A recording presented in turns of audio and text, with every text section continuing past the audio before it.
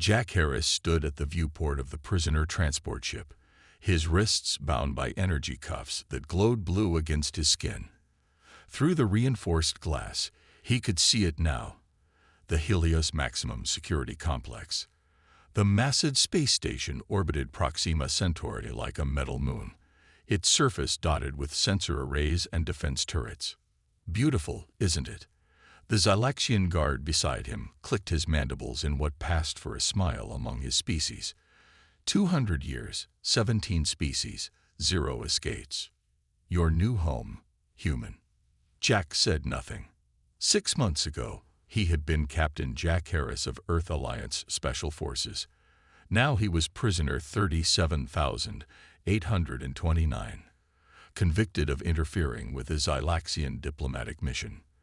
The fact that the diplomatic mission had been secretly planning to enslave an entire developing civilization didn't matter to the Galactic Council.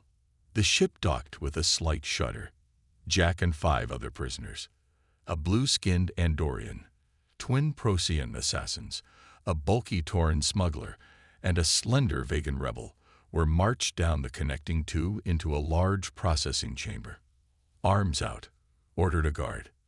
This one was Drenthi, a species known for their telepathic abilities. The guard's 3 eyes blinked in sequence, scanning Jack's thoughts. "This one has military training," noted in his file. A scanner passed over Jack's body, recording his biological data. Another guard approached with what looked like a small silver disc. "Prisoner 37,829. Stay still."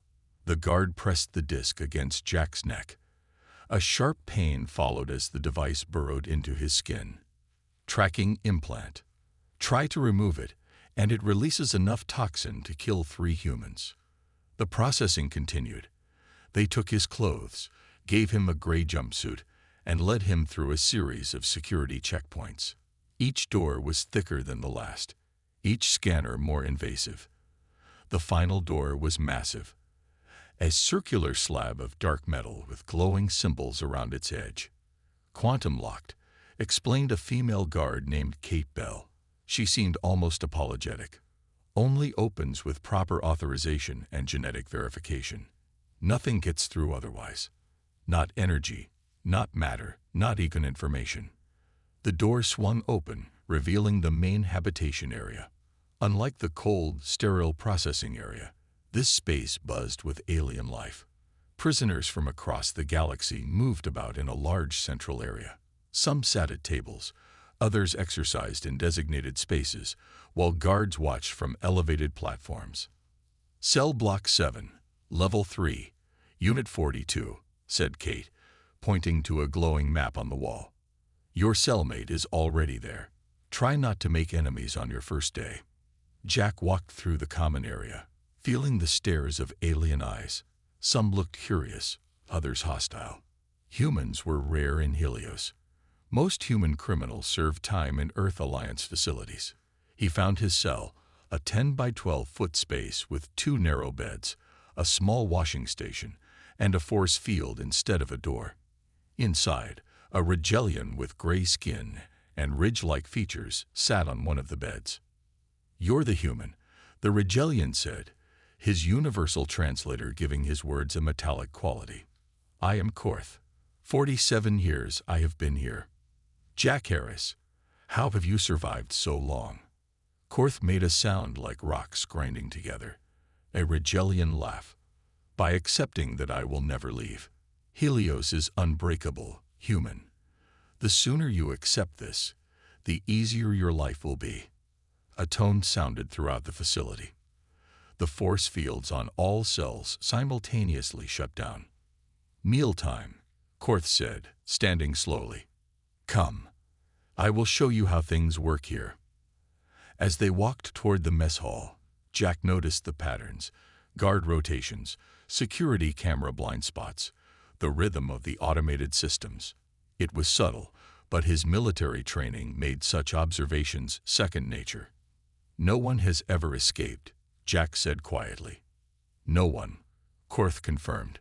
Jack nodded, but something stirred inside him. Humans had a saying the aliens might not understand. There's a first time for everything. The mess hall of Helios was a large space filled with long metal tables.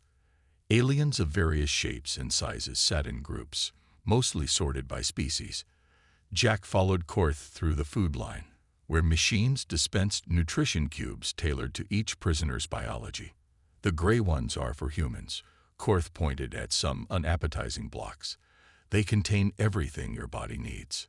Jack took his tray and sat beside Korth at a table with several other non-humans. The nutrition cube tasted like cardboard mixed with vitamins. "New human," said a creature with 4 arms and green skin. "I am Zex. What did you do to end up here?" Before Jack could answer, a loud buzzer rang throughout the hall. All the aliens immediately stood at attention. "Administrator on deck," Korth whispered. "Stand up if you value your skin." A tall, thin figure walked into the mess hall, flanked by 6 Drenthi guards. The administrator had pale blue skin that seemed almost translucent, with veins visible beneath. Her eyes were entirely black, and she moved with unnatural grace. "That is Administrator Vexna," Korth explained quietly. "She has run Helios for 30 years. Even the guards fear her." Vexna walked slowly between the tables, her black eyes scanning the prisoners. When she reached Jack's table, she stopped. "The new human," she said, her voice surprisingly melodic. "Captain Jack Harris of Earth Alliance Special Forces. Your kind is rare here."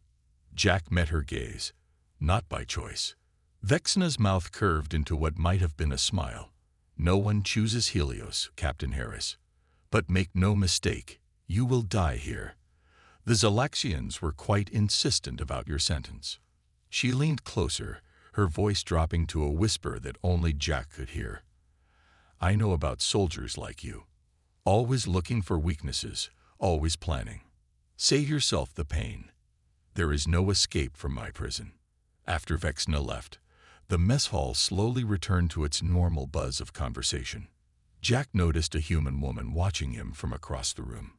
She had short brown hair and sharp eyes. "Who is she?" Jack asked Korth. "Leela Martins, arrived 6 months ago. Computer specialist who hacked Galactic Council systems. Exposed corruption, they said. Be careful around her. She has made powerful friends among the Xilaki." Jack nodded toward a group of insectoid aliens. "Those are Xilaki." "Yes, they control most of the maintenance assignments. Good jobs. Clean. Safe." After the meal, guards directed prisoners to their work assignments. Jack was assigned to waste processing, the worst job in the prison, according to Korth. The waste processing plant was hot, smelly, and located in the lowest level of the station. Jack worked alongside a dozen other new prisoners, sorting through garbage and organic waste to separate recyclable materials. "First day is always waste duty," said a voice beside him. It was Leela Martinez. "They do it to break your spirit." "Does it work?" Jack asked, pulling a piece of metal from a pile of sludge. "Not on humans." She smiled slightly. "Word is you tried to stop the Xylaxian slave operation."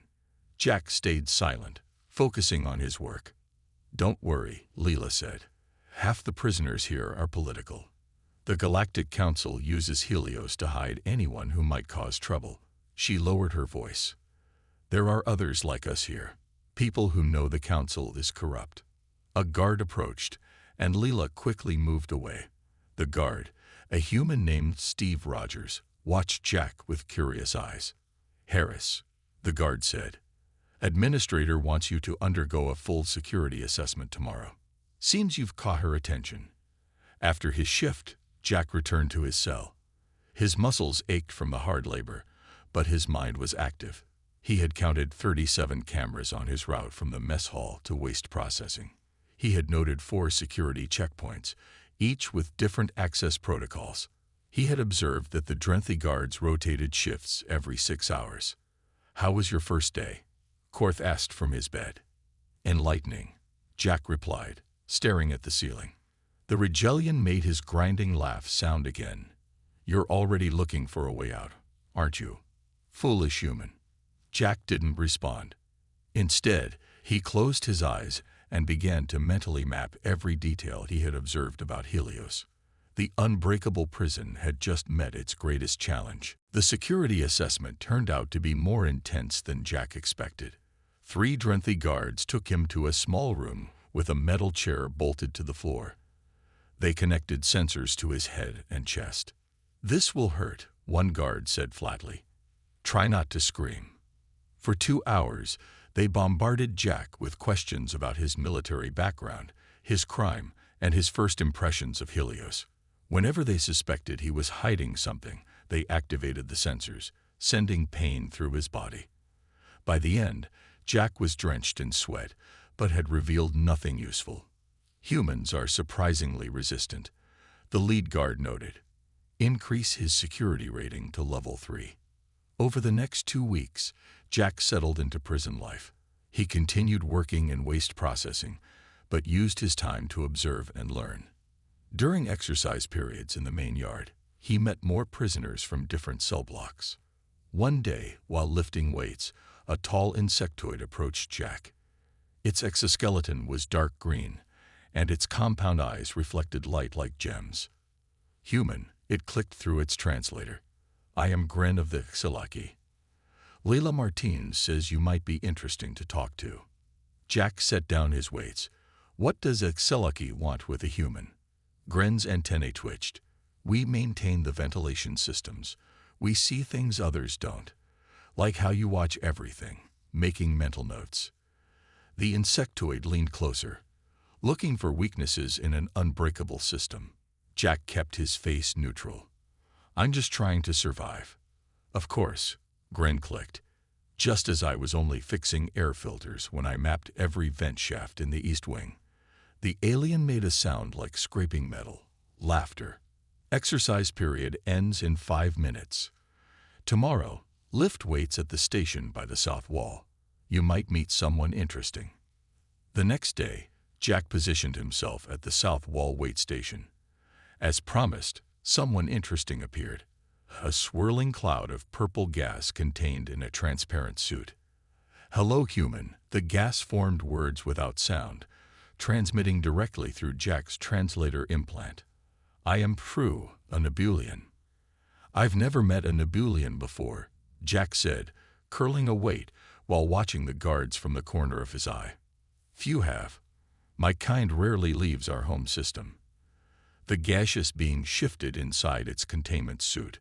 "The prison uses special fields to keep me in this form, but they don't know that during radiation belt crossings, the fields weaken.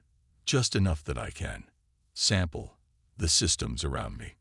Jack caught on quickly. "How often does Helios cross this radiation belt?" "Every 62 days. Next crossing is in 39 days. Petru swirled faster in excitement.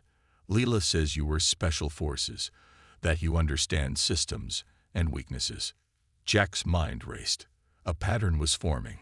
Leela, Gren, now Prue, all approaching him, all offering pieces of information about potential weaknesses in Helios.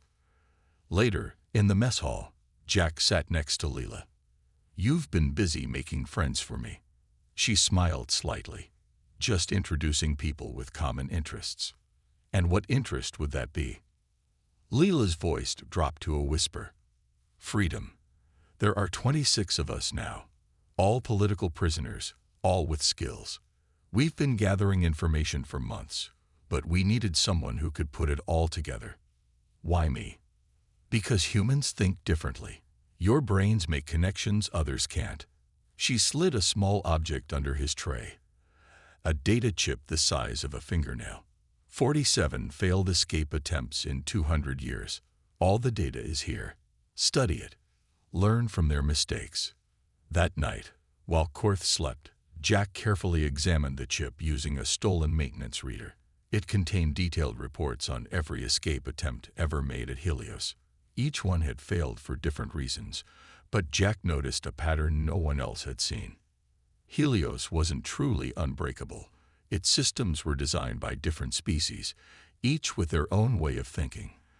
They didn't always work perfectly together. There were gaps, tiny, almost invisible gaps. But they existed. Jack smiled in the darkness. The prison relied on the predictability of its inmates, but humans were anything but predictable. Jack spent the next week meeting secretly with the other prisoners in Layla's group. They gathered in small numbers during meal times or exercise periods, never more than 3 at once to avoid suspicion. Each brought valuable information. The quantum locks reset during maintenance cycles, Leela explained during one meeting, but only for 7.3 seconds, and the timing is random. Not random, Jack said quietly. The resets happen when the station passes through specific points in the radiation belt. The system thinks it's experiencing interference.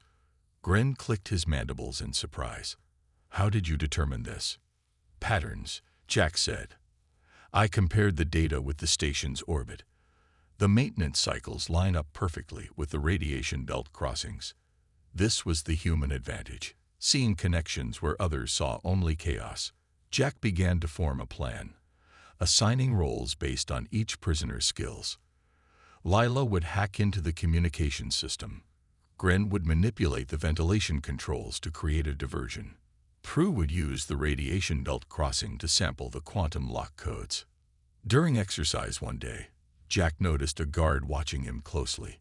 The man was human, with a name badge reading Collins. When Jack returned to waste processing duty, Collins appeared again. Need help with that? Collins asked, helping Jack lift a heavy container. Jack tensed, ready for a trap. Thanks. Collins spoke quietly. Not all guards agree with what happens here. Some of us see the injustice. Why are you telling me this? Because I know what you're planning. Collins kept his face neutral.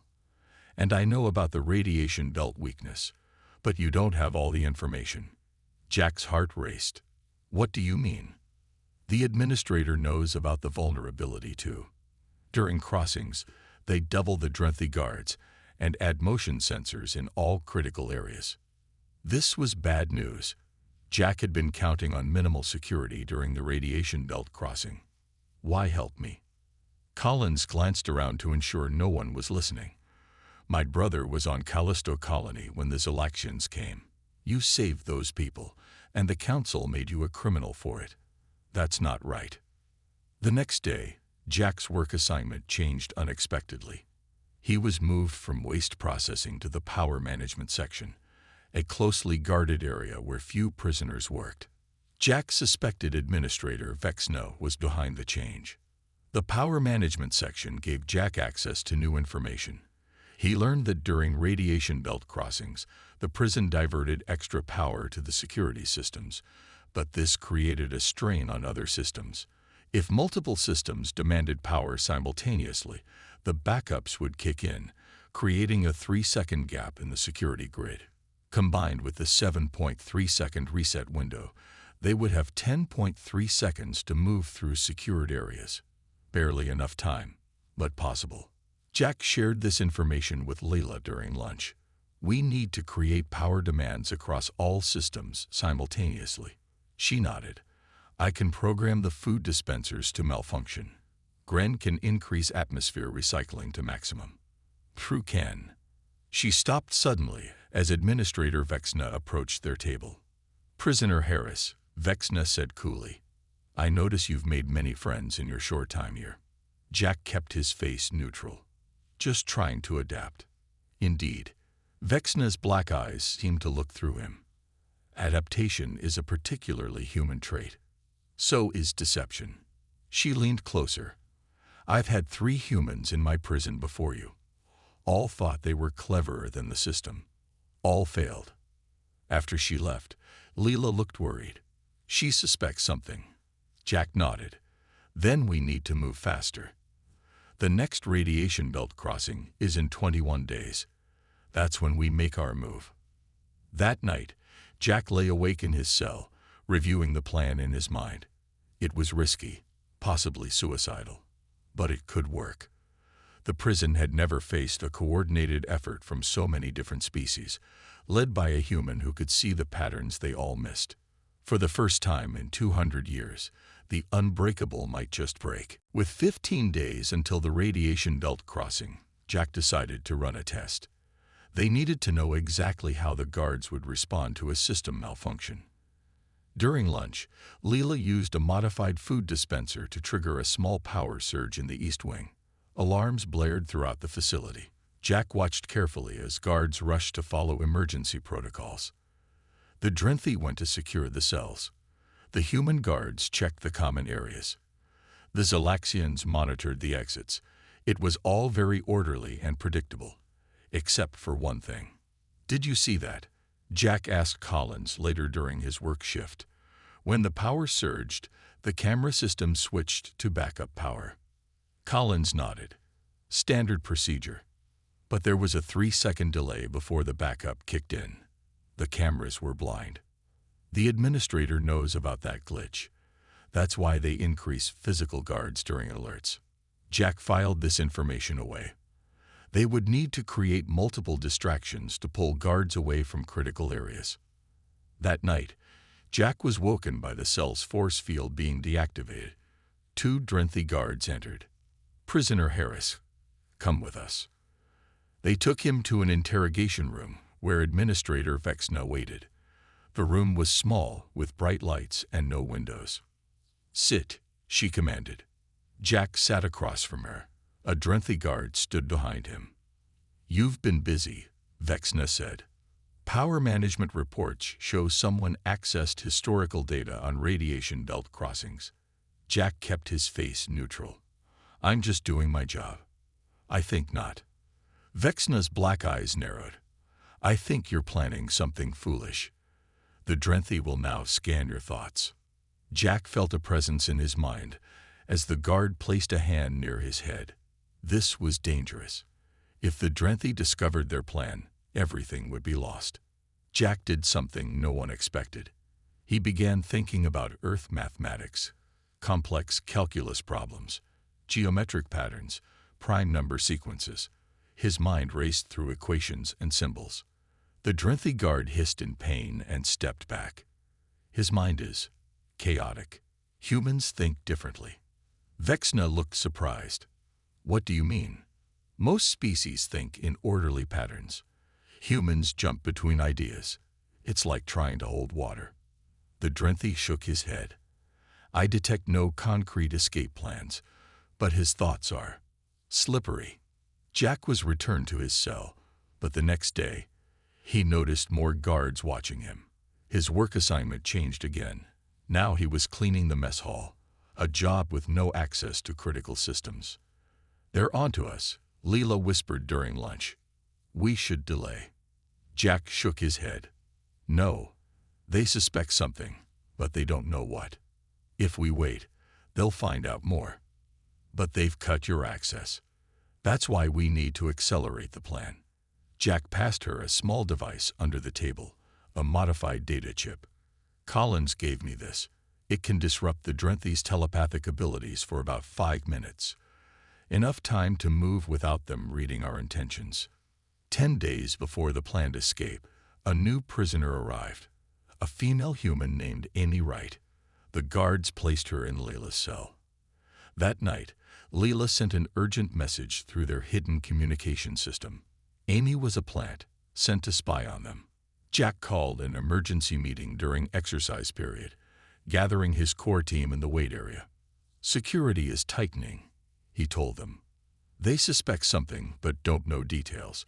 We need to change our timeline." "How?" asked Gren. "The radiation belt crossing is fixed." Jack smiled slightly. "What if we don't wait for the crossing? What if we bring the crossing to us?" Prue's gaseous form swirled in confusion. "Impossible. The station's orbit is fixed." "The orbit is fixed," Jack agreed, "but the radiation isn't." He turned to Korth, who had recently joined their group.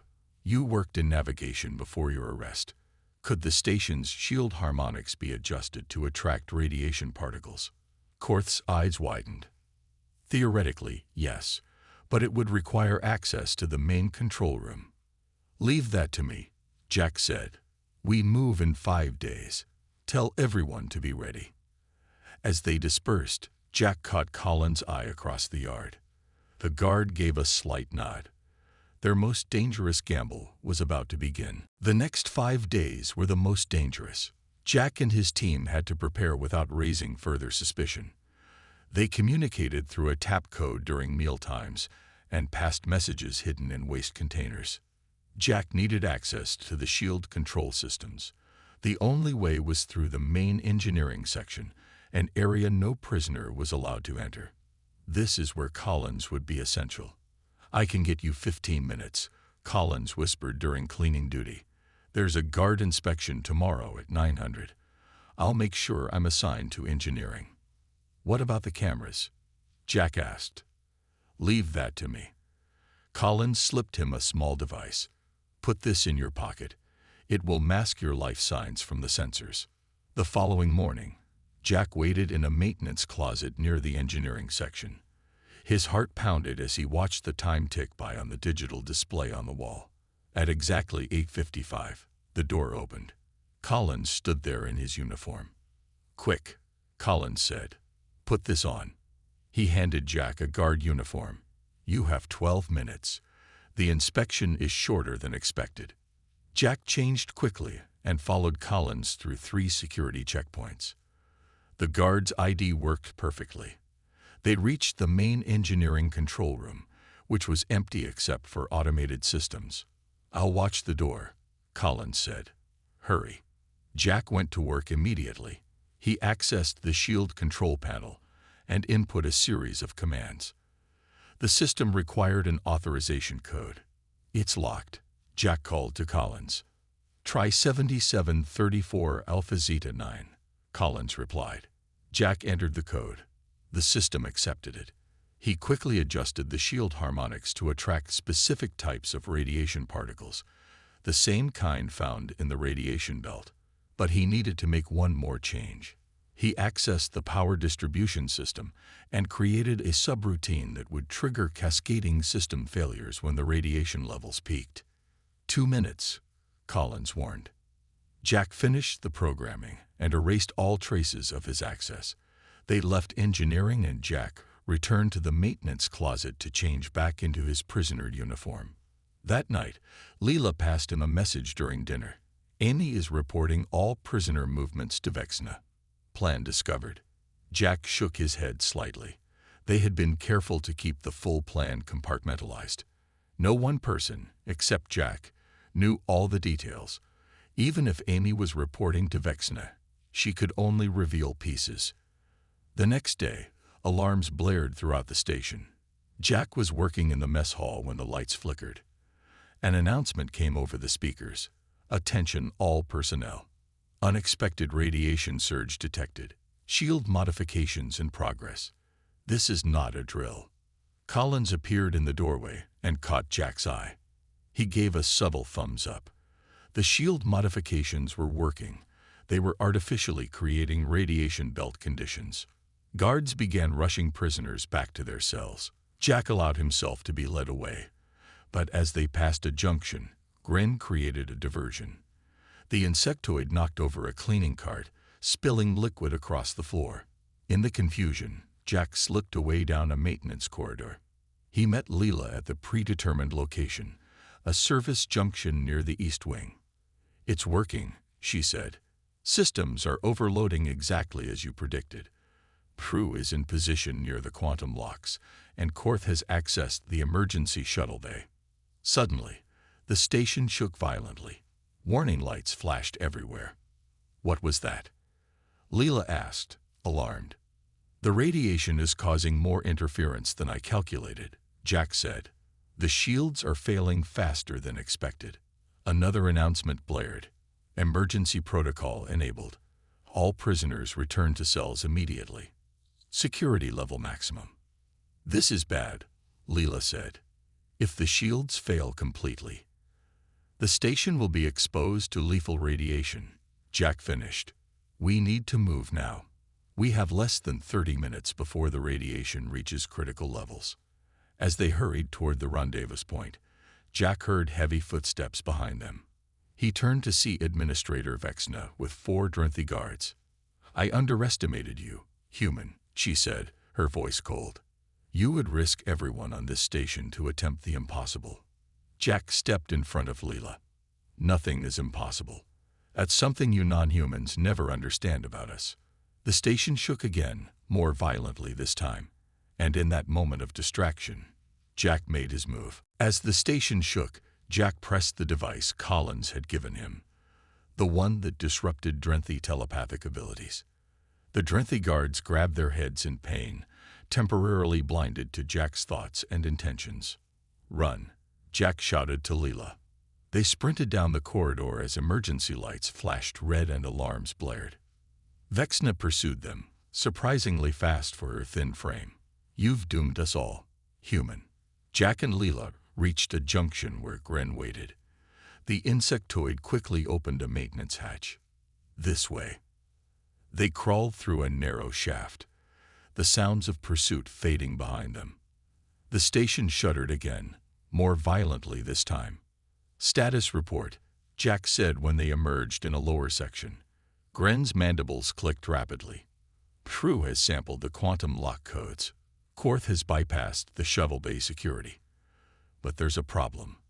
The radiation is affecting the shuttle's launch systems." They hurried through dimly lit corridors where emergency power was already failing. They passed panicked guards evacuating prisoners from the most exposed sections. In the chaos, no one paid attention to three figures moving with purpose against the flow. When they reached the rendezvous point, a maintenance bay near the shuttle docks, the rest of their team waited. Prue swirled anxiously in his containment suit. Korth worked frantically on a control panel. 5 other prisoners from different species huddled nearby, all ready to risk everything for freedom. "We have a serious problem," Korth said. "The automated systems won't release the shuttle. The radiation has triggered a complete lockdown." Jack went to the control panel. Emergency protocols had indeed locked everything down. No automated system would release the shuttle now. "We need manual override," Jack said. "There must be a physical release." "There is," Collins said, appearing from a side entrance. His uniform was torn, and he was bleeding from a cut on his forehead. "But it's in the main control room. Vexna is there now." Jack made a quick decision. New plan. "Gren, take everyone to Shuttle Bay 3. The emergency evacuation pod is there. It's smaller, but it will fit all of you." "What about you?" Leela asked. "I'm going to the control room to release the locks and distract Vexna." Collins handed Jack his weapon. "You'll need this. The code is 2187. As the others headed for the evacuation pod, Jack made his way to the main control room. The station was in complete chaos now.